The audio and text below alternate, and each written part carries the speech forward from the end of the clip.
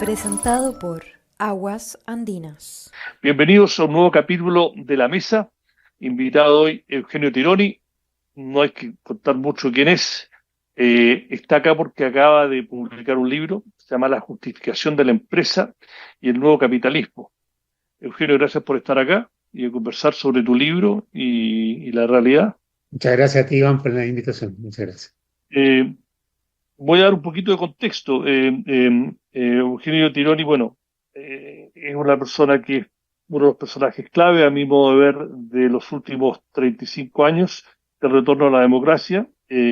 Algunos dicen los tan denostados 30, 35 años. Yo sé lo que digo, que hubieron mucho más cosas buenas que malas, pero que ha venido pensando y escribiendo acerca de el nuevo modelo que que estamos discutiendo hace ya más de 10 años, a veces de manera muy desordenada, a veces de manera violenta, de qué país, cuál tiene que ser este nuevo pacto social.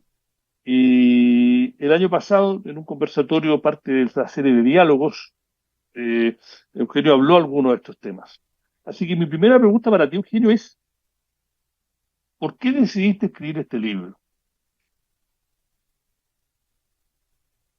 Porque, a ver, porque estoy en una edad en que uno empieza que quiere cerrar capítulos, eh, de contar su historia, dejar un legado en el pequeño y modesto grupo de gente con la cual uno trabaja.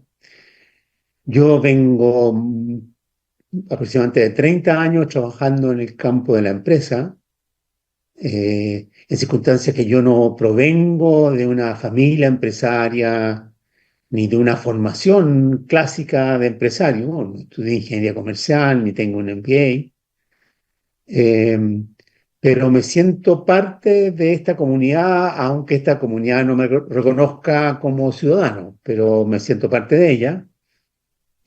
No, y miento, yo creo que esta comunidad a esta altura me siente como parte de su de su, estoy en su registro civil, digamos.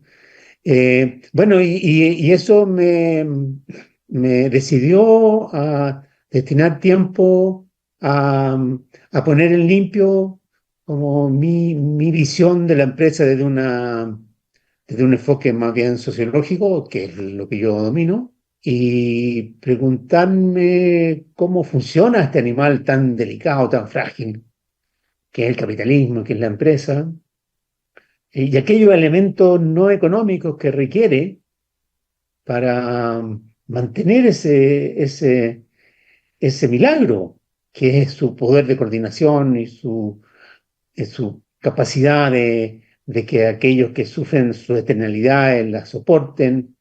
Esta esclavitud que tiene el capitalista de seguir aumentando el, la ganancia y la expansión de la empresa. Bueno, y esta esclavitud que sienten también los trabajadores de entregar 8 o 10 horas de su día, las mejores por lo demás, a cambio de un salario. Entonces, me interesa entender cómo funciona ese mecanismo. Eh, He recurrido para eso a muchas lecturas que son exóticas, digamos, excéntricas, que no son las típicas de los MBAs. Y bueno, intento ponerlas en este libro y ojalá suscitar una cierta reflexión, un cierto debate. Mira, una de las cosas que saco del libro eh, está en el contexto de la legitimidad. Y yo voy a ponerlo solo a Chile, pero, pero está pasando en el mundo. Desde el 2008, la crisis financiera que afectó a todo el mundo, ha habido al menos de la boca para afuera, un debate global que el capitalismo para salvarse tiene que reinventarse, para seguir siendo una opción legítima del pacto social y es base de la legitimidad de las democracias liberales, como la entendemos nosotros. eh, y esa conversación cada país la está teniendo su propia forma, y en Chile la conversación se tornó mucho más aguda a raíz del estallido. Y lo que tú dices es que la empresa tiene que buscar una nueva justificación para ser un actor legítimo. ¿Por dónde va esa búsqueda? ¿Por dónde empieza? Yo creo personalmente que la empresa en el mundo, y particularmente en Chile, ha tenido una justificación en los últimos 50 años basada en esta, llamémoslo así, doctrina Friedman, en que su propósito principal es incrementar la ganancia de sus accionistas.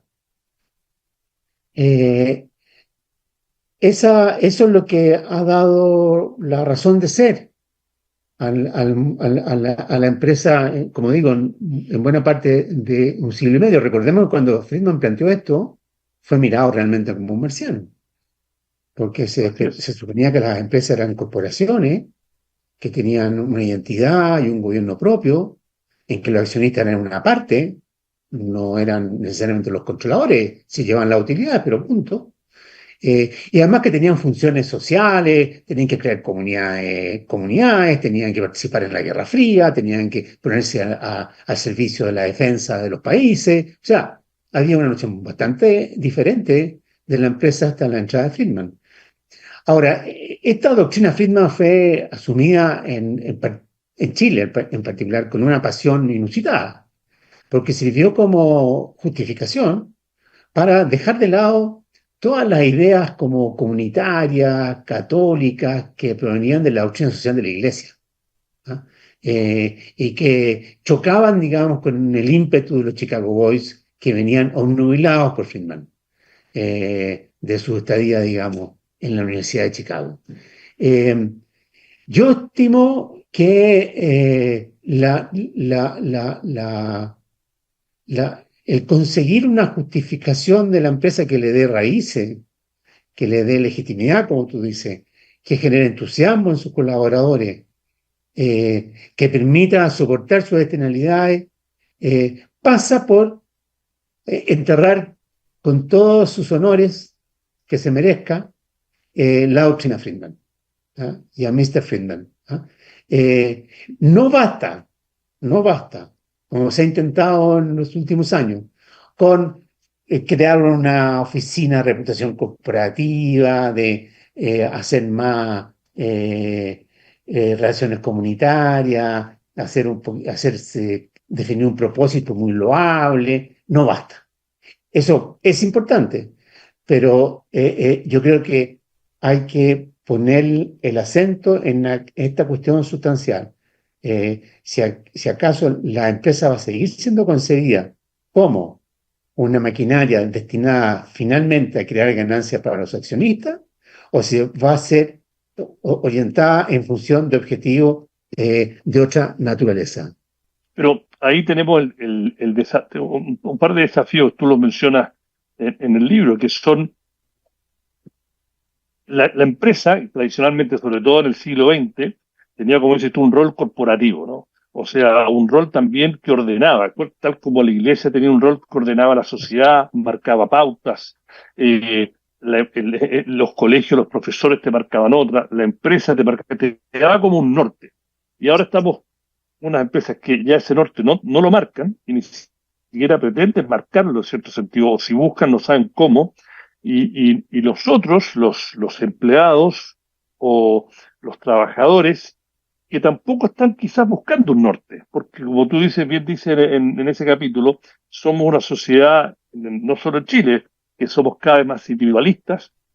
Yo hablando, que iba a conversar contigo, un empresario que te conoce, que te ha escuchado, que me dice lo que pasa, me dice, yo creo que ahora la empresa, antes era efectivamente un rol de coordinador. El líder o la empresa o el jefe o la jefa coordinaba. Y ahora lo que tiene que hacer es sincronizar, porque todos quieren hacer como su cosa. Y el rol entonces ahora es que todos lo hagan bien al mismo tiempo, pero eso de coordinar y formar ese como espíritu churchilliano, vamos para adelante, porque la empresa, los trabajadores mismos ya no compran eso. Entonces es un desafío. Es un desafío mayúsculo, porque esa empresa tradicional que, como tú bien... la empresa es un mecanismo de coordinación, ¿cierto? Eso es. Y para que funcione necesita un poder legítimo del cual provenga la coordinación y al cual se apele en los momentos críticos de crisis, de colapso, que siempre vienen, ¿cierto? Ahora, ese poder de coordinación En el pasado descansaba, bueno, ha descansado en distintos propósitos, como tú mencionas.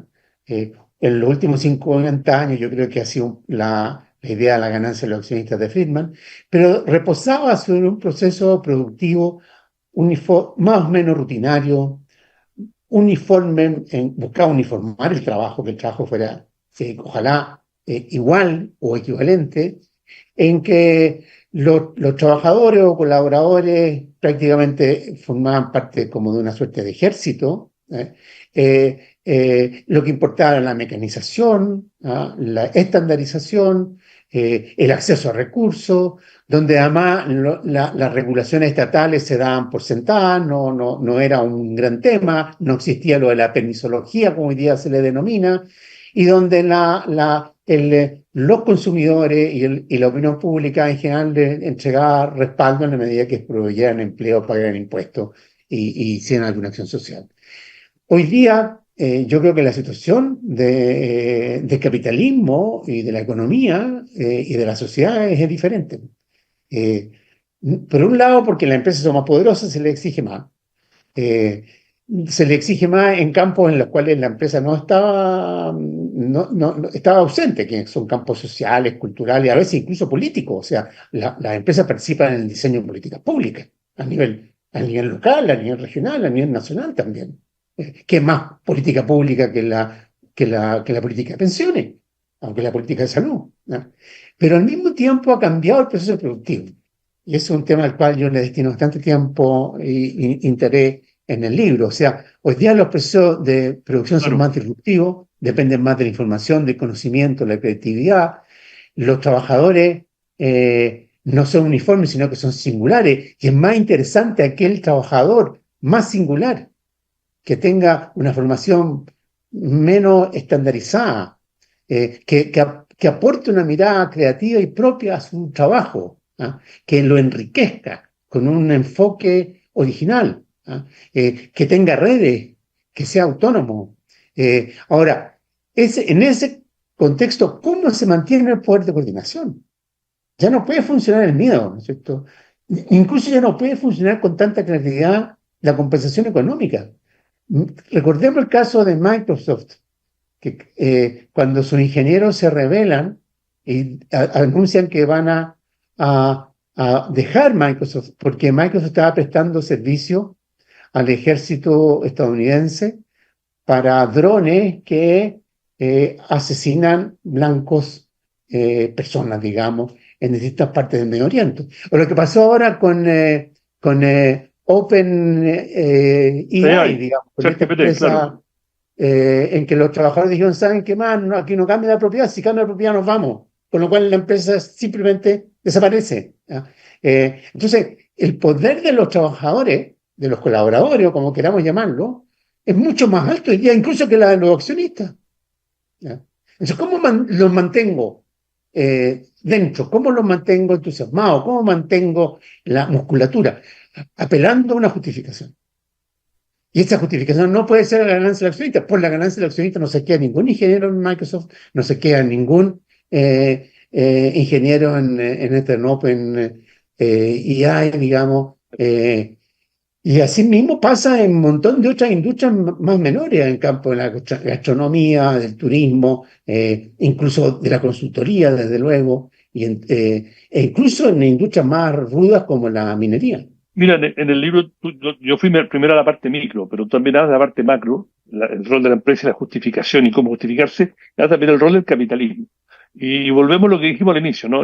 Hay una conversación, yo me he puesto cínico y no soy cínico por naturaleza, a pesar de que soy periodista, eh, de que bueno, el capitalismo está como que entendió que tiene que reformarse para seguir siendo un actor legítimo o una opción legítima en una democracia liberal. Pero en la práctica no veo muchos cambios, ¿no? Pero la conversación está. Y tú probablemente más que yo, tú tienes esta conversación o participas en conversaciones, ya sea con clientes o en charlas, ¿no? ¿Por qué no encuaja eso? Y no hablo, lo hablábamos antes, en Chile hay factores sociales, no demográficos, pero también en el mundo está pasando lo mismo. Que si uno ve las conversaciones y las editoriales de diarios, incluso como el Financial Times, que nadie puede ser que un diario progre, que en la portada, en medio de la pandemia, dijo hay que pensar seriamente de un impuesto a los súper ricos, y esa cuestión quedó ahí, con una portada editorial, pero no cambia mucho. ¿O estoy siendo demasiado cínico? Yo creo que cambia, yo creo que cambia. No cambiará al ritmo que uno espera, pero yo creo que no es trivial que Davos, digamos, entierre o esta agrupación de grandes empresas y de big business americana renuncien a Friedman. No es menor que todos asuman lo famoso esto ESG. eh, eh, y estén por tanto sometidos a reportes sobre su aporte en equidad, sostenibilidad y gobierno transparente. Eh, eh, no es tampoco trivial que grandes empresas o empresarios tengan la participación que han tenido frente a la pandemia o frente a los acuerdos de la COP 21, en general los acuerdos contra el calentamiento global. Yo creo que hay una evolución en este sentido. Digamos, yo creo que efectivamente la retórica va mucho más adelante que los hechos. Ahora, eso es típico del capitalismo y es típico de los humanos, pues, o sea, no es más fácil hablar que actuar. Pero lo importante es que el hecho de actuar ya establece un compromiso. O sea, no, cuando alguien ya comienza a asumir estos valores más amplios, más generales, hacia los cuales quiere mover una organización como la empresa, valores que van más allá, como digo, de la ganancia del accionista, ya asume un compromiso. Ya pasa a ser un hecho. O sea, las palabras también crean realidades, digámoslo así. Entonces, yo veo un avance en esta dirección, que es lo que lleva a personas tan críticas como este Zizek, el filósofo esloveno, a decir, mira, antes se va a acabar el mundo que el capitalismo, porque el capitalismo tiene esta capacidad de adaptación extraordinaria, esta capacidad de asumir incluso las críticas a su mochila, de incorporar a los críticos a su ejército. Y esto es lo que le permitió ganar sobre el comunismo. Entonces yo veo que yo soy un poco más optimista. Yo creo que vamos a ver qué pasa. Yo estaba muy asustado. Esto depende mucho de lo que pasa en Estados Unidos también, con la Claro. dupla Trump-Musk íbamos mal, Biden, vamos mal. claro. Pero ha vuelto un poco la dupla hoy día Obama-Gates o Buffett. Sí. Y hay que ver cómo todo este mundo de los grandes ricos americanos está soportando a Kamala. Y uno ve que más que Trump van quedando cada vez más aislados. Entonces, eso va a ser un elemento fundamental. El cambio del capitalismo, esta suerte de humanización del capitalismo, tiene mucho que ver con la política, pues tiene que ver con Obama, con los Clinton, tiene que ver con Tony Blair. Y ahora vamos a ver esta nueva ola que podría iniciar Kamala. Esta nueva ola yo creo que va a empujar a este capitalismo woke, como algunos lo han calificado para denostar, ¿no? Pero mira, tú mencionas algo interesante, ¿no? Y ahora lo voy a volver lo voy a poner más en la coyuntura de Chile. Dice, bueno, tuvimos la tercera vía de Clinton y que se extendió incluso con parte del Bush, pero digamos Clinton, Obama y en Gran Bretaña se reflejó no, con el gobierno de Tony Blair. Y en Chile mucha gente dice, bueno, la tercera vía chilena fue la concertación, con todos sus bemoles, y después se prolongó con la nueva mayoría. Pero en esta discusión que yo digo desordenada, a gritos y a veces violenta, que nos asustó a todos, de este nuevo modelo, ¿no? Al principio se denostó todo lo que había significado los avances de esa tercera vía chilena, concertación. Dentro de esa, si uno ve los dichos, dentro de esa conversación y análisis y meas culpas de post-estallido, los empresarios hicieron un montón de meas culpas, cambió, y ahora vemos que, entre comillas, y esto son frases mías, ¿no?, de que, entre comillas, ganaron, se rechazó la constitución radical, Boric no tiene el poder en el Congreso para hacer las reformas tan radicales y se ha tenido que adaptar, y ahora la verdad que tenemos nuevamente el sartén por el mango y no puede haber ningún cambio fuerte. Que el informe de la PNU dice, ojo, que la gente todavía quiere cambio, por ahí no lo quiere como el octubrismo, pero todavía quiere cambios. Eh, yo voy a revelar algo sin revelar nombres, pero por ejemplo, yo tengo muchos empresarios que son fuentes mías, que converso, que me tienen confianza en algunas cosas, que no estamos de acuerdo, que durante ese periodo de pandemia hablaban maravillas de ti, lo que escribías y con las conversaciones y chats. Y una vez que tú empezaste a escribir columnas que defendiendo algunas cosas de este gobierno, que asesoraste a este gobierno, te convertiste prácticamente en persona non grata. Y entonces digo, ¿pero qué cambió? Entonces, claro, yo también nuevamente estoy siendo cínico, ¿no? Todo el mundo dice queremos política de acuerdo, no queremos extremo, pero en la práctica es muy complejo. ¿No? Yo estoy de acuerdo contigo y fíjate, lo he sentido en carne propia. Claro. Yo creo que efectivamente eh, tras el estallido se produjo como una suerte de ventana de oportunidad, como dicen los cientistas políticos. Eh, Se produjo un grado de autorreflexión y por parte de la comunidad empresarial bastante profunda. Incluso algunos llegaron a pronunciar frases que les costaron un poco el ostracismo, como Sweat.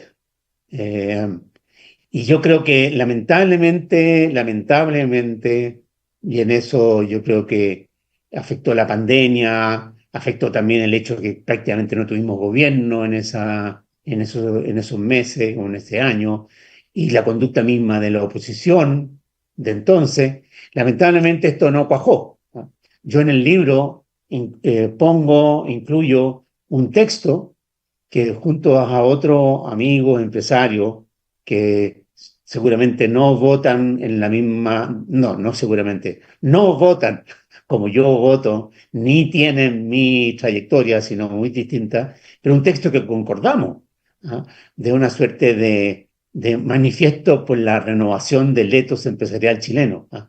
Ahora, tiene razón que en la medida que se sintieron, cuando la amenaza bajó, cuando ya la ola se logró domesticar, cuando ya el peligro, digamos, reculó,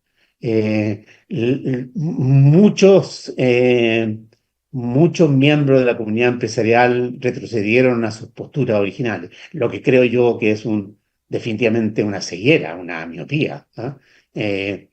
Yo creo que es una tarea pendiente de que el capitalismo y la empresa en Chile generen raíces más profundas aún en la sociedad, en la comunidad, ¿no?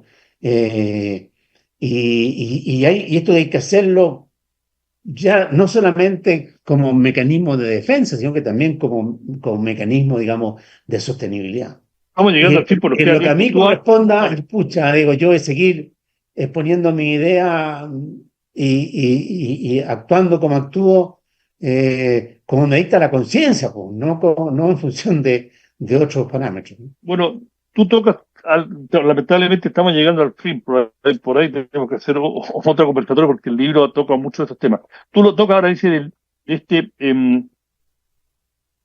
este ethos de renovación del ethos empresarial chileno. Y tú hablas de que tiene que volver, tiene que, en parte, dices que hay que volver a parte del ethos que había previo a los Chicago Boys en Chile, en que la empresa tenía un rol, incluso te refiere al social cristiano, ¿no? En un mundo que estamos más laico.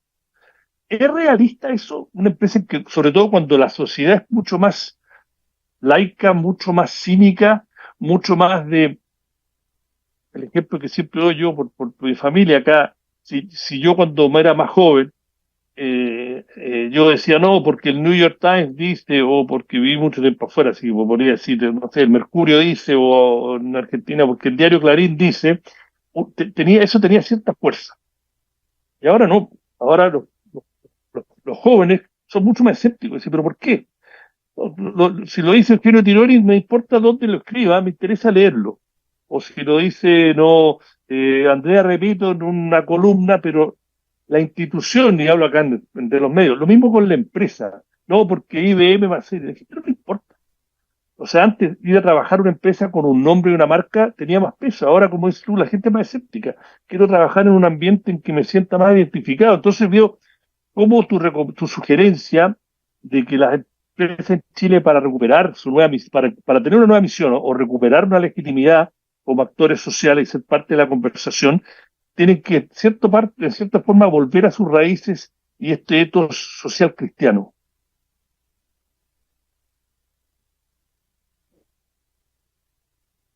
Yo esto no lo digo como un hombre de iglesia, porque no lo soy, no lo digo como un militante católico, lo digo como sociólogo. O sea, yo reconozco que más allá de cuánto se respeten los rituales, cuánto se participe en las iglesias, eh, la cultura chilena se basa en un ethos católico de bastantes siglos y que además logró un cierto grado de hibridaje con las creencias de los pueblos originarios. Eh, entonces, ese soporte cultural no ha muerto. Y ese soporte cultural tuvo una expresión en la manera como en Chile se hizo empresa, por ejemplo, con su estilo familiístico, y de la manera como en Chile las empresas generaban relación con sus trabajadores y con la sociedad y con el poder político. Ahora, eso se arrasó con eso a partir de Friedman, porque el mundo empresarial quería romper con toda huella de socialismo, y la doctrina social católica les olía como con olor a socialismo, con una iglesia más que defendía, con Silva Enrique, los derechos humanos. Y se produjo desde entonces una suerte de disociación. Nosotros tenemos un caso curioso de empresarios católicos que aún lo son, de autoridades católicas como eran los Chicago Boys, de ejecutivos católicos y ultracatólicos, pero que cuando se trata de ejercer su función empresarial se disocian y consideran que todo lo que huela a doctrina social es pro-comunismo, anti-empresa. Es diferente al protestantismo. Los protestantismos lentos del trabajo. Exactamente. Y prefieren incluso, tienen un cierto cariño por una ética más protestante, o derechamente por el agnosticismo de Friedman, que lo que buscaba era sacar a la empresa de toda perfección moral y convertirla en una maquinaria automática basada en reglas aritméticas. Sacarla del dominio de la moral, contra la opinión de la Iglesia, que es la opinión de la Iglesia desde siempre, y partiendo por Juan Pablo II, que fue el más enfático en esta materia. No sacar la economía de la moral. Y lo que Friedman busca es sacar la economía de la moral, pues bueno. La dirigencia católica de derecha en Chile y empresarial de derecha en Chile adopta a Friedman y vota a Juan Pablo II. Entendamos. Yo creo poner ese debate. Bueno, tengo dos preguntas cortas. Una es, si un empresario lee tu libro, ¿qué te gustaría, o empresaria, qué te gustaría que sacara? ¿No? No, dos o tres cosas, puntos que decir, o sea, que si alguien lo lee con una mente abierta, esto es lo que me gustaría que sacara el libro. Yo me encantaría que sacara así, oye, en realidad, yo, empresario o ejecutivo de una empresa o colaborador de una empresa, en verdad estoy metido en una organización que es de una complejidad gigante, que está enfrentando cambios muy relevantes y este libro me ayuda a entender los cuales son, que mantener esta magia del poder de coordinación y legitimidad pública es una tarea de una delicadeza, de una diplomacia, de una elegancia extremas. Y tengo que aumentar mi grado de reflexividad sobre esto que estoy haciendo. Y este libro en sentido, y tanto en lo micro como en lo macro, como tú señalabas antes, y este libro por lo menos me cuestiona algunas cosas y me ayuda a encontrar un rumbo. Y la última pregunta es directa a la coyuntura. Puedes responder lo que quieras, pero me interesa porque tú conoces los engranajes del poder. ¿Qué piensas de este caso Hermosilla? ¿Has sido sorprendido? ¿Eres suficientemente cínico para decir así funciona el poder? Y es un golpe más a la institucionalidad del país que le golpea o ya estamos vacunados. No, no, yo no estoy vacunado, no. No, no estoy vacunado. Me golpea mucho. Y efectivamente, tú tienes razón, yo conozco, y yo no estoy fuera, yo no soy, no, yo conozco cómo funcionan los mecanismos de poder. ¿Ah? Eh, pero algo de esta naturaleza no había sospechado jamás. No es que no hubiese visto, no había sospechado jamás. No había sospechado. O sea, es como descubrir que hay uno vive sobre una superficie que tiene varios pisos hacia abajo. eh, y sobre todo lo que impresiona es la ingenua credulidad de personajes tan poderosos, tanto en el campo político como en el campo empresarial, respecto de un personaje como Luis Hermosilla, ¿ah? Que no había que ser demasiado sagaz para descubrir que, que estaba, que era una persona dispuesta a aprovechar cualquier circunstancia, digamos, en su beneficio, ¿no? Y que tenía una escala de valores muy pervertida, muy sociopática, que es muy interesante este principio que él levanta de que tenemos que pervertir a los otros. O sea, es que es la típica sociopatía del transgresor, ¿ah? Eso está los analistas lo tienen muy identificado, ¿ah? El transgresor, el gozo del transgresor es incorporar a los demás a su propia transgresión. ¿Ah? Eh, y eso es lo que se ve que busca Hermosilla según los audios. Entonces, no, yo creo que por un lado apasionante, ¿ah? Eh, pero por otra parte triste, muy, muy, muy triste ver cómo este tipo de personaje, ese tipo de raciocinio y de funcionamiento pudo llegar a atrapar a, y pudo llegar a influir en redes de poder, eh, eh, pucha, redes de poder que extraordinariamente influyentes, pues, que controlaron el país hasta hace bastante pocos años. Me dijiste mucho más de lo que pensé que me ibas a decir. Tengo que estudiar porque me pasé como 8 minutos, pero creo que valió la pena. Eugenio Tironi, suerte con el libro. Espero que lo lea la gente que tiene que leerlo y probablemente vamos a seguir conversando acerca de estos temas en los próximos meses. Así que gracias por haber venido al programa. No, gracias a ti, Iván.